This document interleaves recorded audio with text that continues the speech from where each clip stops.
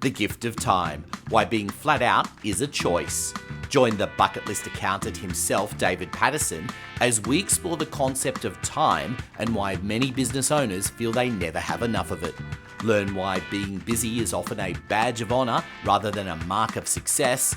Discover the true opportunity cost of doing the low-value tasks yourself, and gain insights into how to buy back your time to focus on what really matters. This episode provides a real-world example of a business owner who's moving to a 4-day week to prioritise family. I'm your co-host Anthony Pearl. Let's get into making your bucket list happen. David, I'd love you to address something that I think is preeminent in so many businesses, is this whole idea of time, not having enough time. It is a phrase that you hear day in, day out from every business owner. How do you respond to that? An interesting, time is, there's two contrast, well, not contrasting, but you have that comment that you've just made about, I've never got enough time to get the things done that I need to get done. And then someone will come along and say to you that someone like Richard Branson has got the same 24 hours in a day that we've got, and look at all the things that he's able to achieve. It's an interesting, and it's probably the biggest thing in any small business is how to get the most of your time and the most efficient use of your time so that you're not constantly bombarded and constantly working in your business. It's, time is something that strangely we don't tend to value enough. And it's only when you take pause that you maybe realize it. But day to day, time can slip away. People talk about, wow, that year's gone fast. It's such a common turn of phrase, but stopping and appreciating that and where that's actually leading you or pulling you away from is such an important idea for a business. You're right. And I think, just as you were saying that, I think when you're saying that phrase, about how quickly the time's going and the year's passing us by, and say in our example, it's mid-March already and it'll be Easter soon, and where's the time going? I honestly think that a lot of times it's just a phrase that people use because everyone's using it.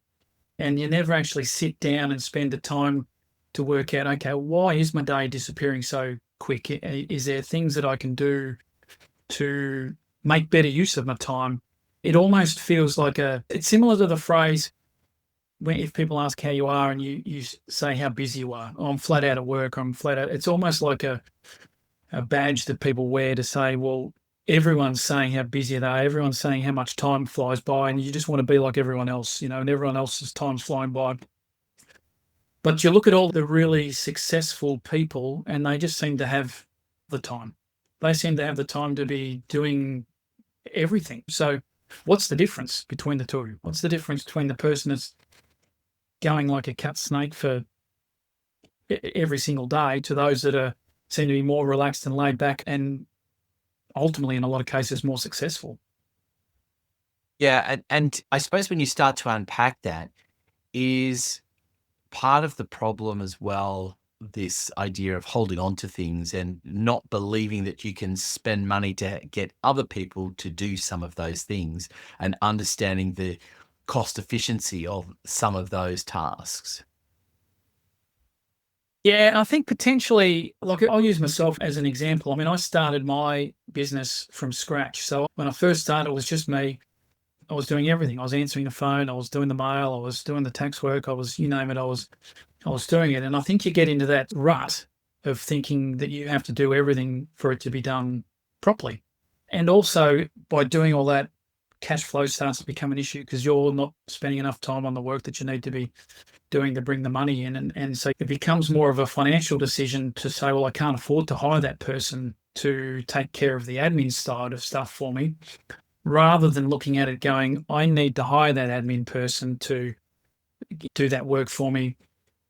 What am I going to do in the time that I don't have to do that admin to ensure that I can generate the revenue to cover that cost and some? Is it a difficult conversation to have with people to say, you need to stop, because even though it might cost them money to go out and hire someone, the time they get back is going to be huge in its impact, whether it's personally or professionally. Oh, 100%. Because I think, and talking from my own experience, there's an element of like a little sense of importance that you're putting on yourself that says, well, no one else can really do it the same as I can do it. But I think the main thing about it is getting a clear understanding and a plan of how you're going to make it work. So if you're worried about the cash flow of or the cost of hiring someone to do a role within your business, look at what that person's going to be doing.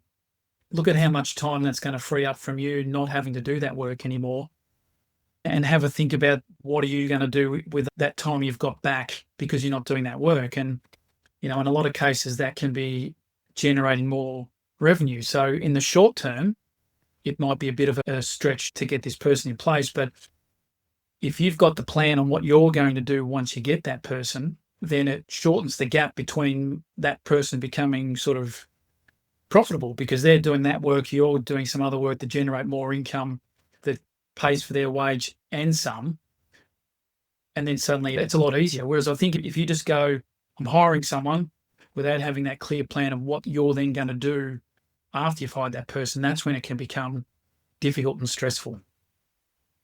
And I imagine, particularly in those early phases of business, or even if you've had a business for a while and it's just been, you and maybe one or two others in the business, so it's relatively small, that having a value placed on time is not something that people think too much about in a real sense. I mean, there are some businesses, not that many that actually charge on time these days, but in actually having a value of what you're worth helps determine the value of the time that is being spent on a particular task, because we're all doing tasks that you can't pay for. Someone wouldn't pay you to spend that amount, at your level, to spend that Yes. amount on a particular task, yet you're doing them.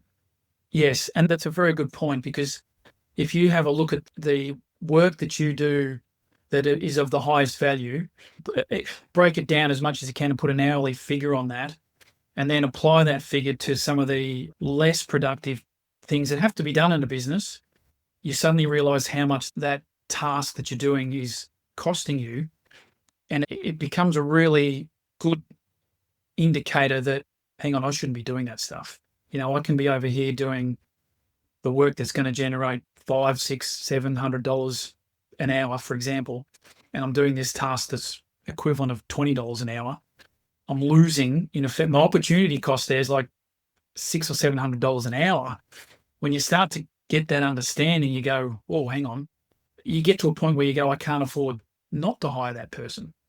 And it even gets you to the point going, well, maybe I need to hire 2 people or 3 people and get all of the work that I shouldn't be doing off my plate, which allows me to do 2 or 3 times more of the work that brings in the higher revenue. I think it's funny that in our personal lives, we tend to think about this more often than we do professionally. And, for example, many people will pay the local young teenagers to go and mow their lawn, for example. And because, giving them a couple $100 or $100 or whatever it is, depends how big your lawn is, to mow the lawn, saves you having to do it. And you think, oh, I don't want to mow the lawn. They'll do it. It means I get to spend more time with the family, or I get to go and watch the football, or whatever it is you want to do. And we do that actively at that level because there are tasks that we think, well, we can outsource that.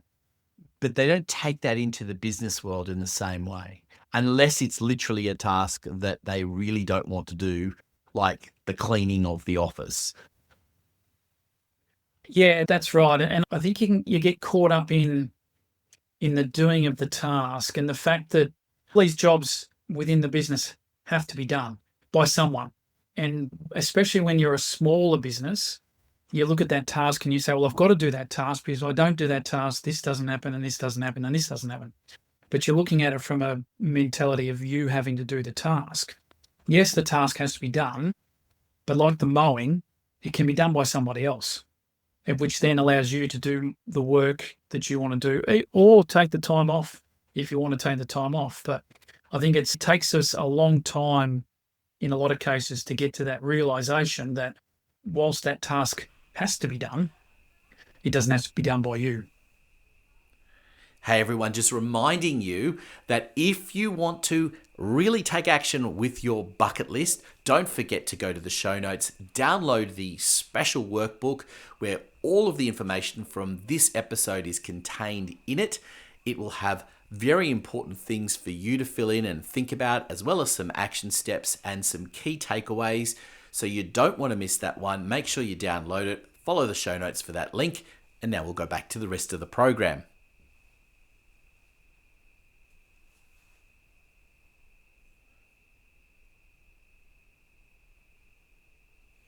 Hey everyone, just a reminder, check out the show notes.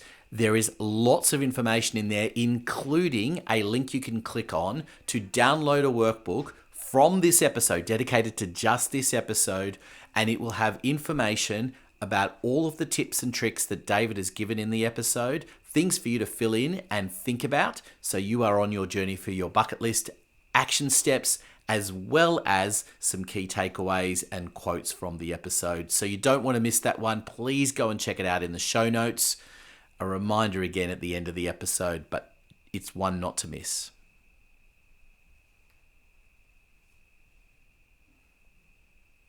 Hey everyone, just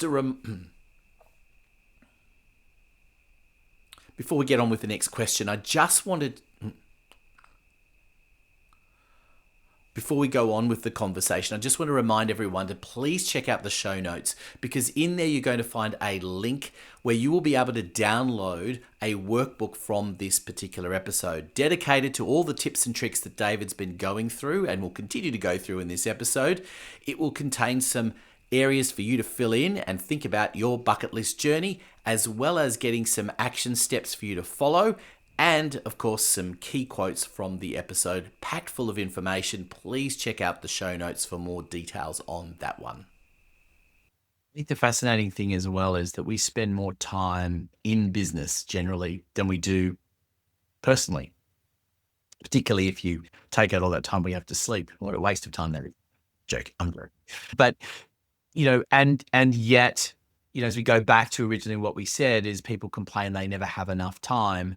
So, but are they looking at it? They never have enough time to do the business. They never have enough time in their family life. It's putting a value. It goes back to valuing what it is and actually saying is, as you said before, is that just a turn of phrase or is it real? And if it's real, what can we do about it? Yeah, and I think this really comes back to having a really good understanding of what's important to you. I think a lot of these things can come back to this concept of a lot of people, when it comes to a bucket list, they have one day I'm going to do this, or they'll use the phrase, that's on my bucket list. But it's just because someone else has mentioned it. If someone else doesn't mention it, then that holiday or that whatever it is may go all the way through without you ever doing it. If you understand the things that are important to you, then you're more likely to prioritize those things than not prioritize those things. And I mean, like having them written down, having the list of things that are important to you, like, dinner with the family 5 nights a week, an annual holiday overseas every year, all these things that are really, really important to you. If you've got those written down and the family knows what they are, then you're more likely to, one, honor those things that are important to you, but also look at the things that are getting in the way of you doing those things. It becomes more important then to remove those tasks from your list and give them to somebody else, because those sort of tasks that you don't want to be doing or shouldn't be doing, they're the things that are getting in the way of you doing all the things that are important to you. So I think that's where it comes back, the importance of having your bucket list written down, the importance of having those priorities and the important things written down, because then they become real. Whereas it's too easy, and it's like you were saying, it's like the phrase, there's never enough time, or I'm too busy, or they're phrases. Once you get it written down and it crystallizes it and it makes them a lot more important, makes it a lot easier to then delegate and hire that person or make the change that you need to change so that your priorities stay and you're able to do them. So I think there's lots of good tips here for people. So I guess let's just walk them through what the steps are. I think the first step is it true? Do you have enough time? If they answer that and saying the answer is no, then the first step, as you're saying, is to write some stuff down and share it with your family. Yep. It's about understanding what not having enough time means. So if someone says, I haven't got enough time, you haven't got enough time to do what? What don't you have enough time for? Because not having enough time indicates that you're missing out on something, in my mind. So unless you know what that is you're missing out on, you're going to continually say, I don't have enough time, I don't have enough time. I mean, the reality is you've got enough time, you've just got to prioritize. Sounds very simple, but...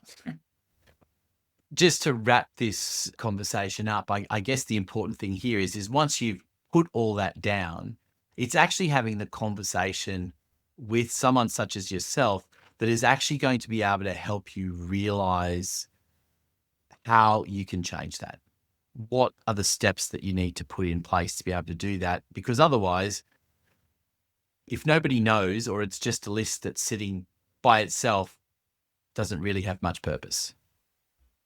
No, that's right. And once you get that sense of the things that's important to people and what they want to do and how they want to use that time that they free up, and then it's getting back to like a business plan in effect. If someone wants an extra 10 hours a week, we have to start working on that and chipping away at it so that, this week you might get an hour back.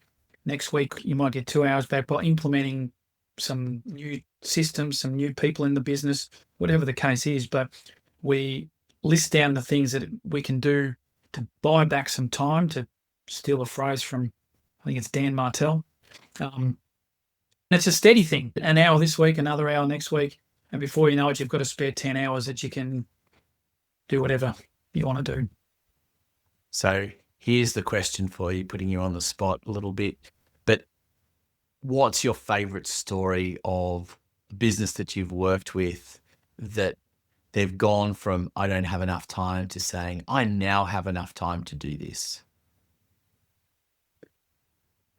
Yeah, well, there's someone I'm working with at the minute, and we're about to finish 12 months of sort of planning.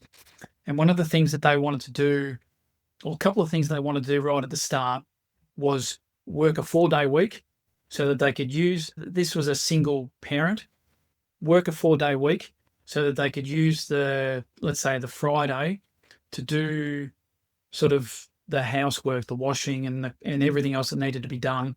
So that then when the weekends came and the kids were at home from school, they had 2 full days that they could devote to the kids and just go off and do fun things rather than intersperse it with everything that has to be done in a household, When we first started, there was no way that we could get that day off because of everything that was going on in the business.